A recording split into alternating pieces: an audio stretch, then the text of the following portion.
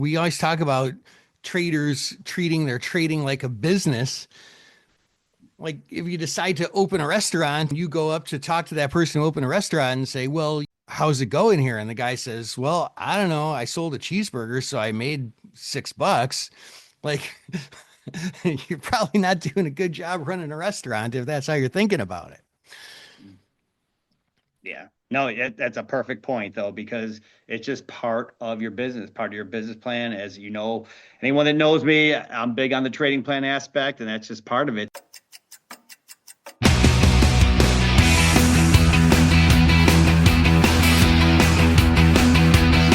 Hello, Wealth Builders. You're listening to Wealth Building with Options. Here's your host, Dan Passarelli. Hey, Wealth Building family. Welcome to episode 16, OGCC Setups, Part 2. But before we jump in today, let's talk about how you can get the most out of the Wealth Building with Options community. First, consider sharing this podcast with like-minded people. Word of mouth is the best way to grow this community for all of us. And the more people you share ideas with and get that frequency bounce back, the more you grow as a trader. The second thing you can do is to support the show with a paid subscription. For the cost of one fancy Starbucks once a week, you'll get video extra podcast episodes and posts chronicling my covered call and cash secured put trades that I'm making in my real brokerage account. Plus, you'll get access to our monthly Ask Me Anything sessions and much more. To get all this, go to my Substack at wealthbuildingwithoptions.substack.com and subscribe to the monthly or annual subscription. Once again, that's my Substack at wealthbuildingwithoptions.substack.com.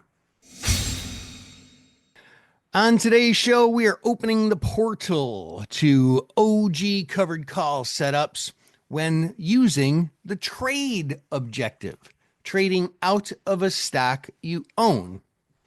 I was at an event the other day with my friend, Dr. Russell Rhodes, who my bingers know.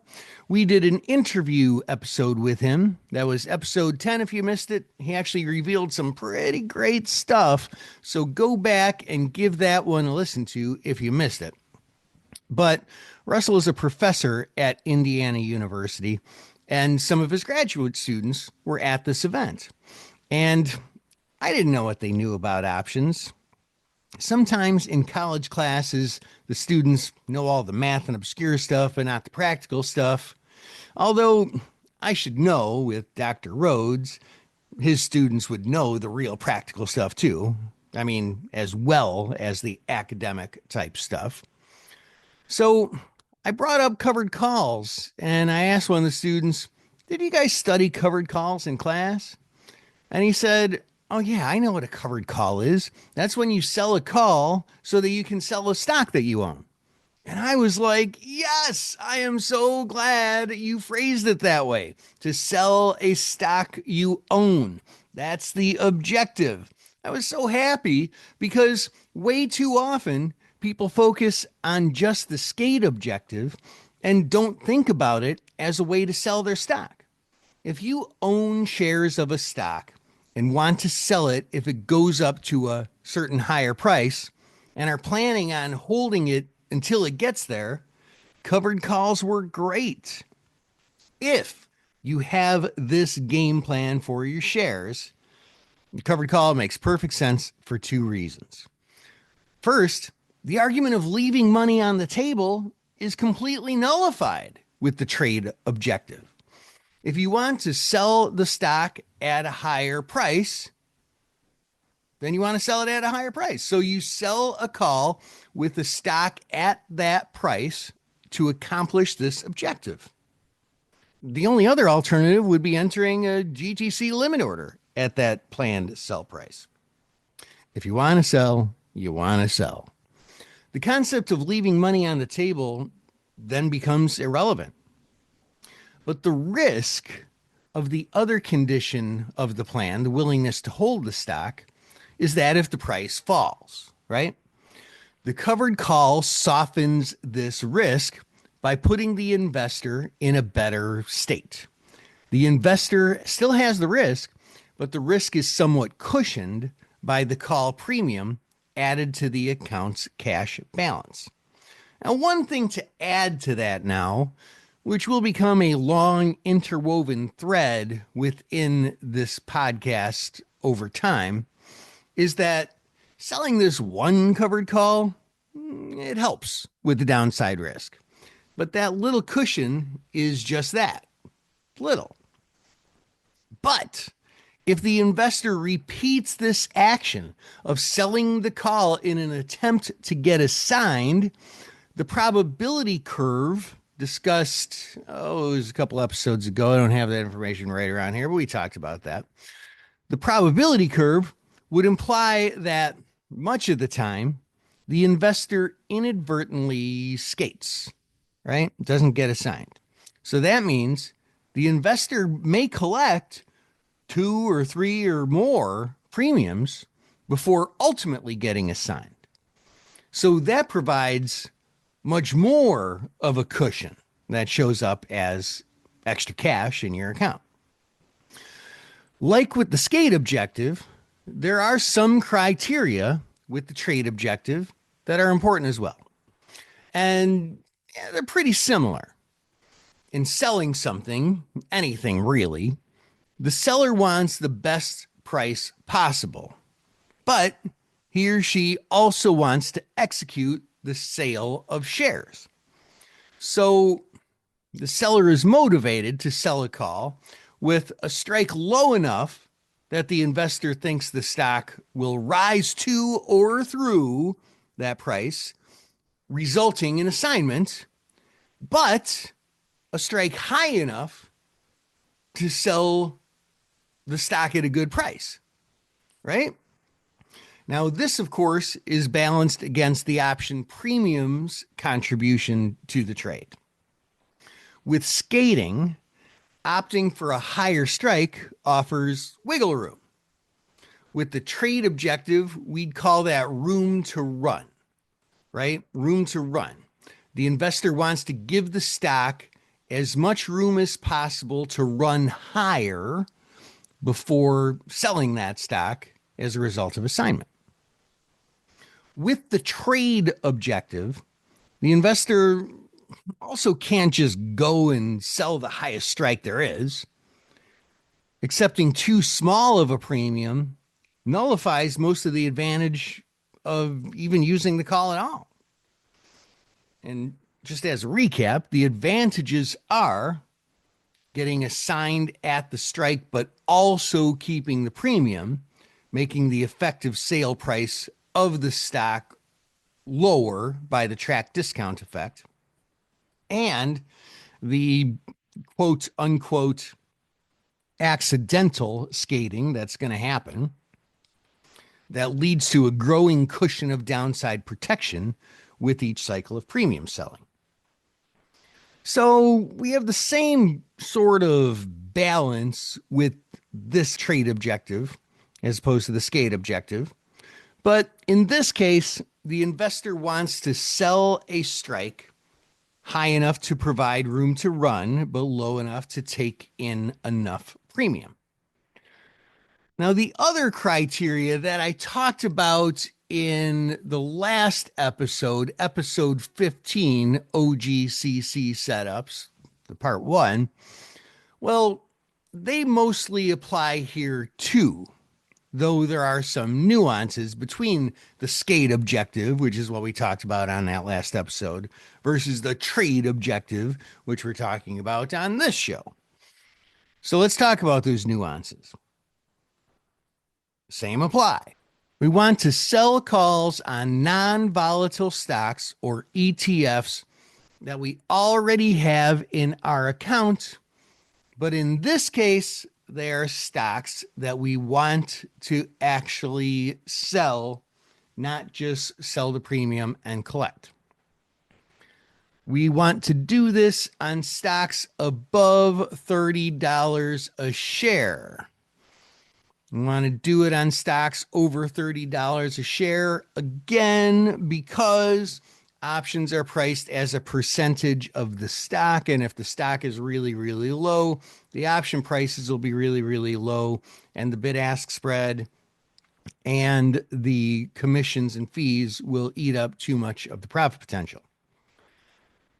Also, we only want to sell if the implied volatility is overpriced. And I'm going to go into an explanation on that in just a bit. And we want to avoid earnings. Usually, earnings is typically one of the most volatile days of the quarter, and volatility is the enemy of covered calls. We only want to sell the call if the bid-ask spreads are tight and liquid. Again, we want to use the 10% rule, which is the offer is no greater than 10% higher than the bid. And finally, the trade needs to make sense and add value to the overall plan that we have for this underlying stock or ETF. In selecting the strike, the investor might still decide to use a stock chart, and why not? Some investors have great skill in understanding the fundamentals of a corporation and can determine whether the stock price is over the calculated intrinsic value of the stock. Such a case would lead to a confident fundamentals-based decision to sell the stock. And if you have those skills, awesome. Use them. If you don't have those skills, that's another thing to work on. And we'll talk about some of that going forward in time throughout this show. But some investors instead apply their skills and efforts more to the technicals. If a stock is already profitable and the stock chart indicates that it's getting into overbought territory, or there is strong resistance above, well, that might lead a technical trader to setting a strategically targeted strike price right around that area or a little above that area for extra room to run in hopes to get the stock called away. So the trade objective call writer needs a means of ascertaining whether the call is overvalued, providing an edge. As with the skate objective, or any option trade for that matter, the methodology to use is volatility analysis. Volatility analysis really helps us get an edge on any type of option trading. So you need to follow the 1, 2, 3 volatility analysis. And we did talk about this in the last episode. So this is just a quick little review here. Number one in the 1, 2, 3 volatility analysis is today's implied volatility in the top half of the implied volatility range plotted on a 6-month volatility chart. Number two, is the implied volatility of the call being considered above or below today's historical volatility as stated on the chart? And number three, is the stock's historical volatility likely to stay below the call's current implied volatility between now and expiration? 3 yeses to those 3 criteria will indicate overpriced volatility, which means that selling the call has an edge, and we're being smart and we're putting ourselves into a long-term advantage. Now, the next thing I want to talk about is the premium benefit analysis. At this point, if the call has an edge, given the criteria that we just talked about so far in this episode, then it's a strong candidate for adding the call portion to the existing stock position to create a covered call. But it'll benefit from further analysis to measure how strong the trade is. If it's not as strong as we'd like, we can use the same analysis to identify stronger alternatives. The investor can consider the premium's impact in two ways. First, from a short-term incremental perspective, the call decays a certain amount each day as measured by theta. And while I caution not to get too hung up on theta, sometimes the theta, it can really be a very key factor. Sometimes the theta can be so small, it's easy to question whether the trade's even worth it. In that case, I find it helpful to weigh alternatives, and especially alternatives among the different expirations. If the theta is so small that it just doesn't really seem to make sense to sell the call, well, the option probably either has too much time until expiration, because remember, shorter term near the money options have higher theta than their longer term counterparts, or maybe the option's too far out of the money, or both, too much time and too far out of the money. There's a lot of balancing of trade criteria required in covered call analysis, and which one you ultimately end up picking. And we find that same balancing act here. You need to balance what combination of strike and expiration offers the highest theta while still, working within the preferable edge parameters of the strike being above resistance and the implied volatility being overpriced. So now we're really kind of getting into what really matters and what really works here. It's pretty cool, right? All right. So let's go through kind of an example. Imagining you're studying a chart of some stock, okay? And this stock is trading around $224 in this example. Assume that the chart shows resistance at $230 a share, so $6 higher, and a current HV, historical volatility, of 23%. You believe that resistance has a good chance of holding for 2 or 3 weeks.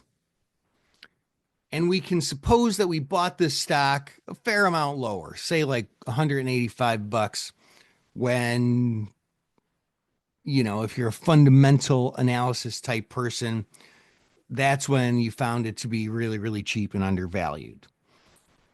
So now, again, assuming you're a fundamental person, now say that we think that $230 a share is overvalued enough to warrant selling at that price. Or maybe it always was, or maybe earnings got smaller, or operating cash flow got smaller or something. Well, there are several choices that you have for which specific call to sell to create a covered call to try and trade out of this position. And by the way, instead of fundamental, you might be doing this as a technical person as well, and just, hey, we've got resistance there. You can do either, or in a perfect world, you can do both. Okay. The first data point in what I like to call the premium benefit analysis is the theta of the option first being considered. The go-to expiration time frame should coincide with my expectations of how long the stock is likely to stay below resistance, or how long it'll take to get it above resistance. In this case, what I said before is, hey, we think it'll stay below there for 2 or 3 weeks. So we'd probably want to first gravitate towards probably like the 2-week 230 call, right? When in doubt, we probably want to sell a shorter term to expiration because it'll probably have a greater theta. Okay. Let's assume that these 2-week 230 calls earn, say, 12 cents a day in theta. Okay, good. That's fine. But can we do better? Well, I mean, there's a number of ways we can do better. We can consider doing better on the theta. We can consider getting more room to run. I mean, that's always nice, right? Especially if we're expecting only a small move over a 2 or 3 week period. In fact, if we're thinking about going out an extra week, we'd really probably be inclined to sell a somewhat higher strike because more time to expiration means the stock can move more, right? The more out of the money, so higher strike that the call is, the lower the theta is, which is intuitive. That should be expected at this point, right? A lower theta, it doesn't make selling that higher strike call a universally worse covered call choice. It's just one data point on this whole balancing act of the premium benefit versus higher strike benefit, right? So for nearish the money options, we'd expect the shorter term expiration options sharing the same strike to have a bigger theta than the longer term ones. So first looking at it, it appears that it's good to sell those 14-day 230 calls. It's a pretty good theta. But maybe better yet, selling the 7-day ones that gives us a higher theta, maybe that's better. It might be even better to sell a higher strike though. And if possible, maybe to get the best of both worlds. Maybe we sell less time and get a higher theta and sell a higher strike. We can explore that. But there are a couple of pro tips that I want to share if you're going to reach the level of expertise that I want you to reach from being one of our listeners. So first, it's very common, it's universal with retail option trading platforms for the Greeks to be like a little loose, not super precise. Okay. If you are a professional trader, you might have access to better analytics, better software with better analytics. But especially as you get closer to expiration, they're always still a little loose. The Greeks are derived from the option's theoretical value, or sometimes called fair value. That's the value that market makers consider the option to be worth. And then the market makers, the liquidity providers, what they do is they bid below the theoretical value and offer above the theoretical value. But the brokerage platform doesn't know what values any of the market makers' models actually have. Brokers, they program it out themselves. And the way they typically do it is they just consider this theoretical value to be the value smack dab between the bid and the ask. Which, if a retail trader puts in a very low offer because they're middling the market, it's going to goof up what the brokerage firm is calling theoretical value. There's a fudge factor there.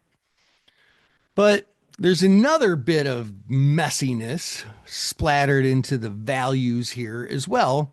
And it's obvious in hindsight. Let's imagine that some particular 1 week to expiration calls have a theoretical value between the bid-ask spread that measures out to 68 cents. If the theoretical value is 68 cents and the theta for those calls is 13 cents a day, well, let's think about it. 13 cents a day times 7 days is a total of 91 cents. Well, a 68 cent valued option can't lose 91 cents worth of value, can it? And to boot, that theta should get bigger as expiration draws near. So it's even more impossible than it seems. We see this all the time with any retail brokerage platform. I'm not going to pick on any one. It's just how it works. And it's the only way it can work. I mean, from my observation, it's every retail trading platform. So this is the tool we have at our disposal, and it's good enough. So we use it. But we keep in mind that it does have these limitations. And as long as we keep that in mind, we can still use it and make good decisions with it. In a lot of ways, it's a little easier, and in some ways better, to think longer term and bigger picture about theta. One thing to consider is what I like to call aggregate theta. The aggregate theta is the all-in time value that'll decay in entirely, and thus that's going to be the source of extra cash, which will be the profit that I make on selling this call. And I'm going to collect that between now and expiration.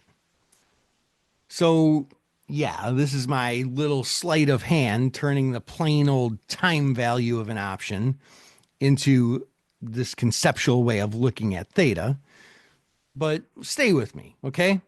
Think of the price of the option as the glut of theta. It's just this one big number that is theta. And between now and expiration, that's what it's going to lose, that all that time value, right?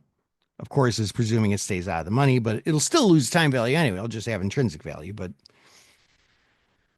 okay, I just look at the time value of each option that I'm considering for the covered call, and I divide them into not the full time premium, but I divide them into like apples to apples chunks.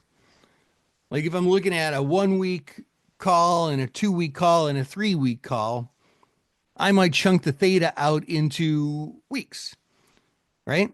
So if a 7-day option is worth $1 and the 2 week option is worth $1.50, well, it's better to sell that 1 week option and then roll it into another 1 week option right around the time that expires.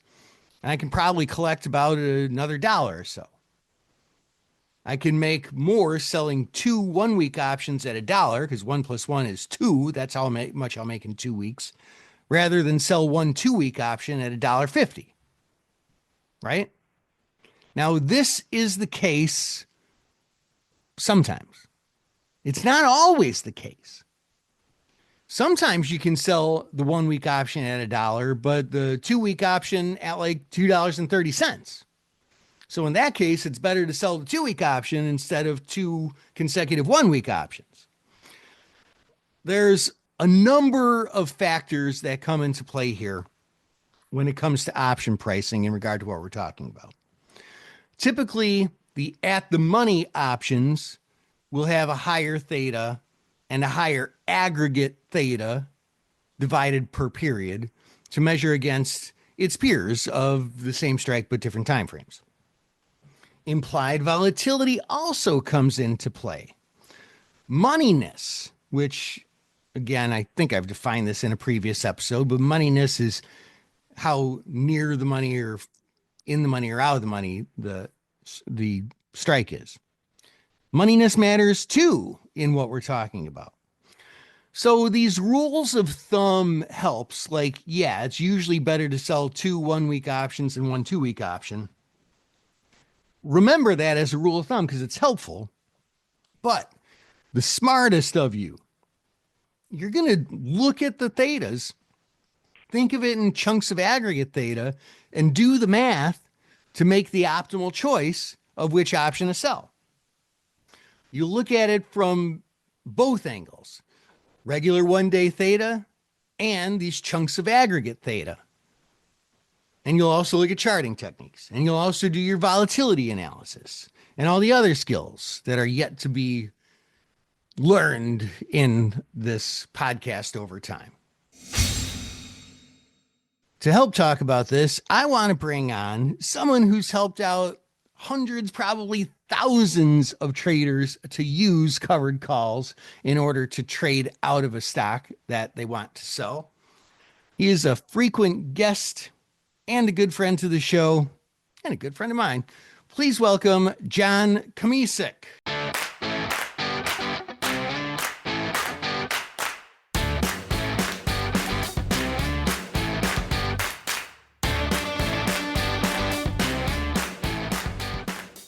Hi, John. Welcome back to Wealth Building with Options. Good to be back. Love being here. Hope everyone is doing well, and hope you're doing well as well too, Dan. So, John, do you look at theta a lot when you're using covered calls to sell out of a stock position? And how much weight do you put on theta as one of the data points? I definitely do. I mean, I think you have to. I know you talked about it earlier, so on and so forth, but it's up there. There's a lot across the board that seem important to me, and that's just as important, theta, because we're selling premium, right? And we're talking about positive theta, and that's the whole purpose, besides kind of what you went over about selling a stock out of it, as you mentioned earlier in this podcast. But to me, it's very important because you have to make a decision. Is it worth it to do so? Because there are, no pun intended, a lot of options with your options. This is just one of them. So to me, it's very important to look at that particular part, the Greek, the theta, because otherwise you're just like, yeah, I'm doing this. And yeah, it kind of makes sense. And I think too many option trader investors do that. They just automatically think, you know what, covered call is a good idea, but they don't go that extra step. And I know that's what you're trying to get people, option traders and specifically, better at, to realize there is more than just selling covered calls and writing cash secured puts. You have to look a little deeper. But I think, my experience that so many people, I'm like, well, why'd you sell that call? Like, I don't know. It was like $1.20, and you know what? That's more than I had before, right? Well, did it make sense? Well, it makes sense. That's $1.20. I'll make $120 off this, or I'll get rid of the stock if nothing else. I'm like, okay, can we expound on that a little bit?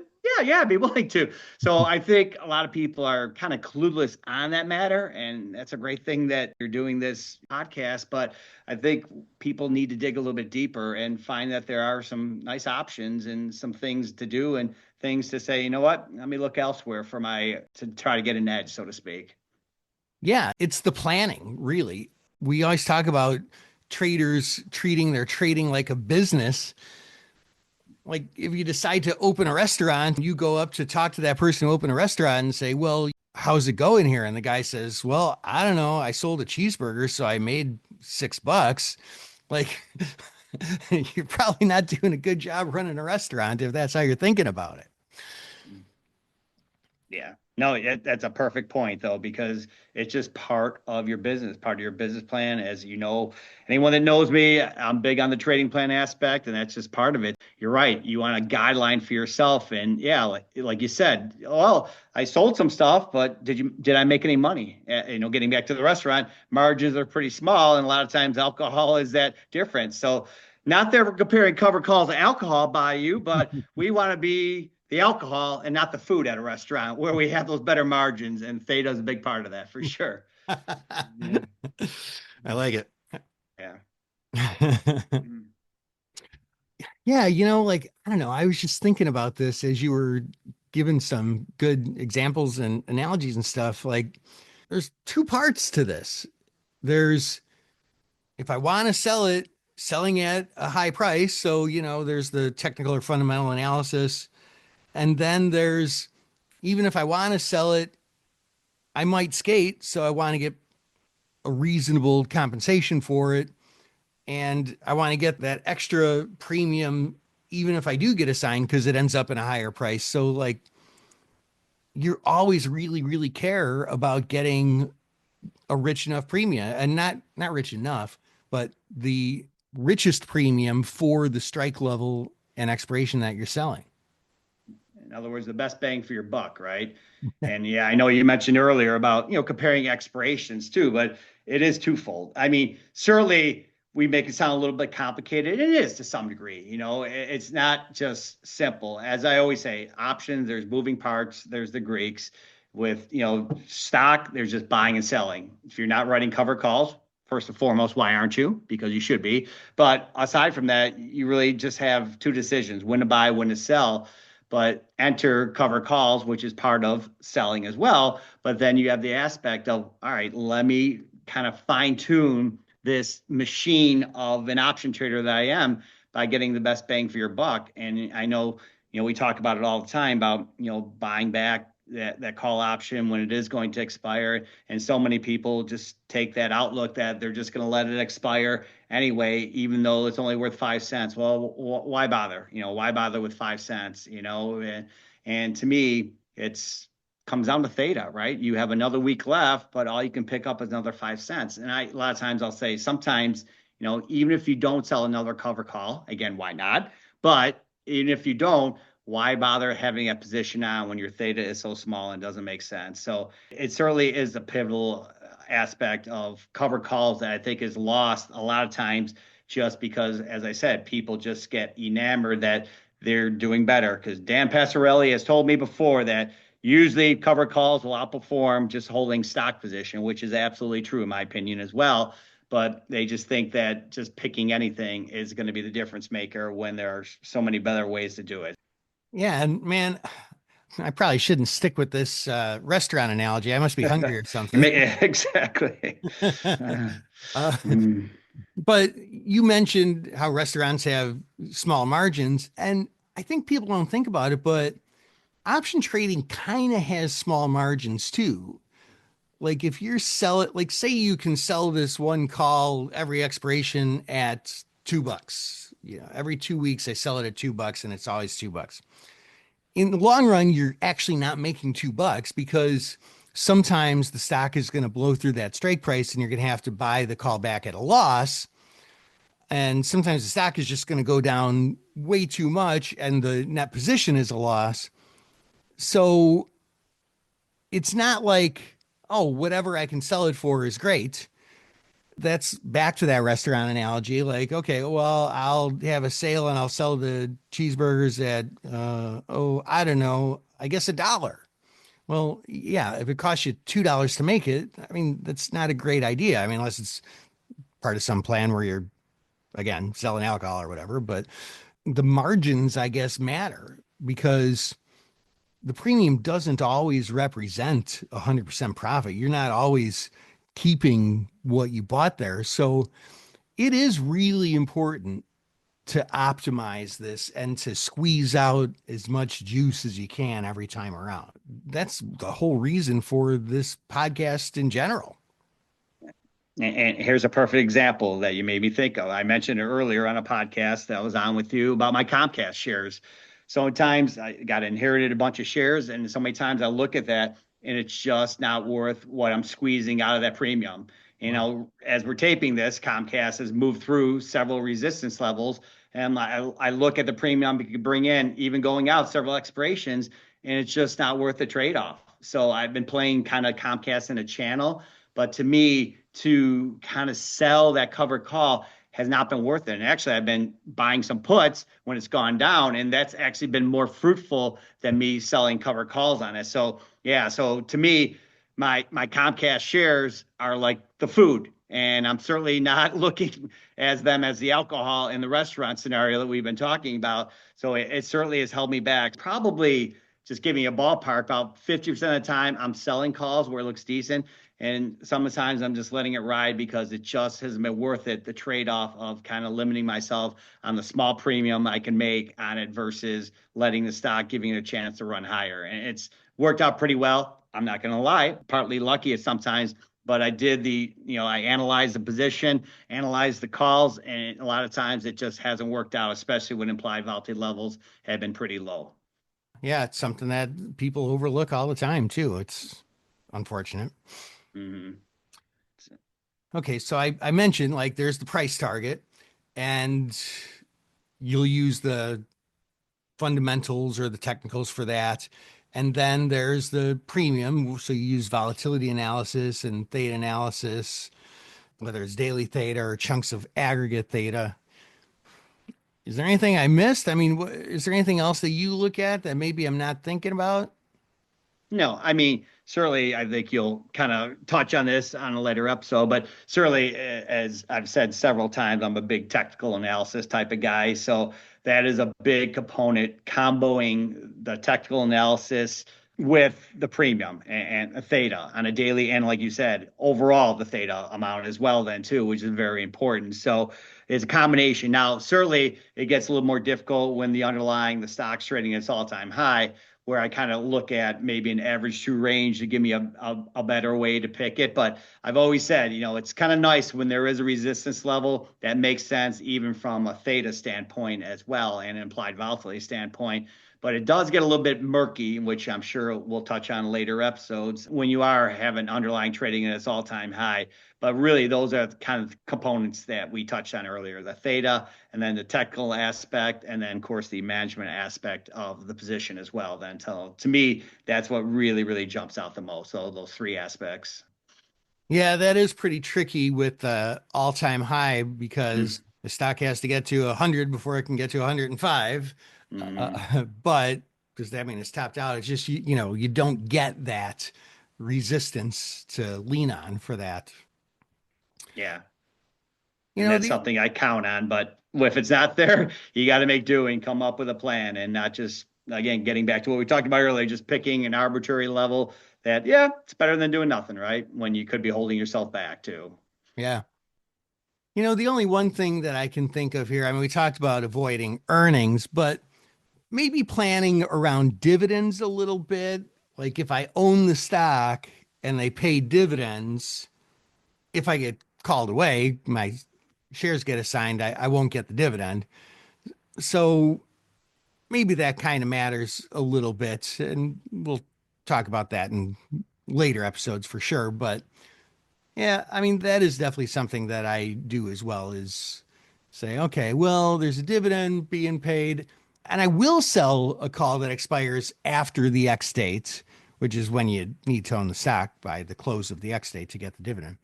I will sell a call that has a later expiration, but I'll be very careful to not get assigned if I want to get that dividend, though.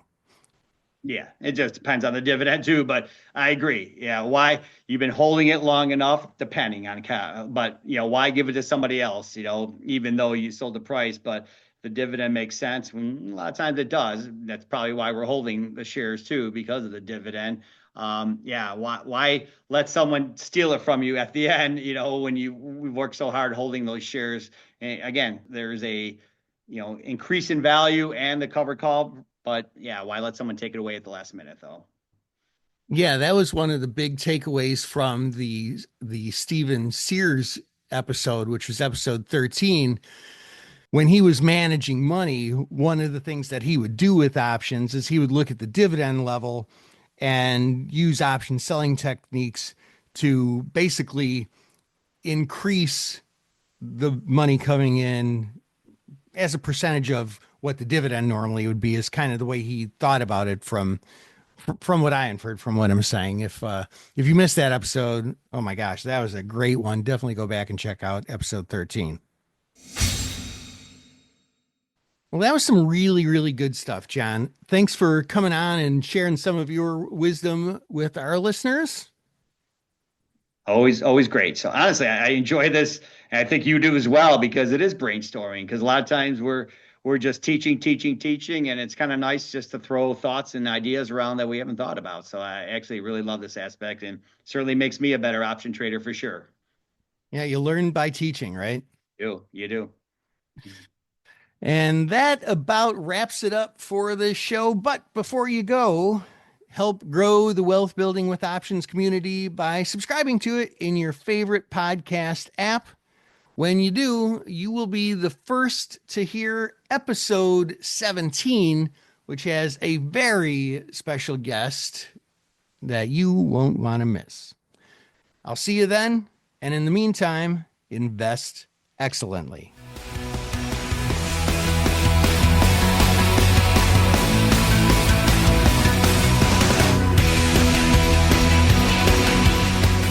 Options involve risk. risk and are not suitable for all investors. Before buying or selling an option, read Characteristics and Risks of Standardized Options. A link is provided in the show notes. To learn more about your host, Dan Passarelli, please visit markettaker.com.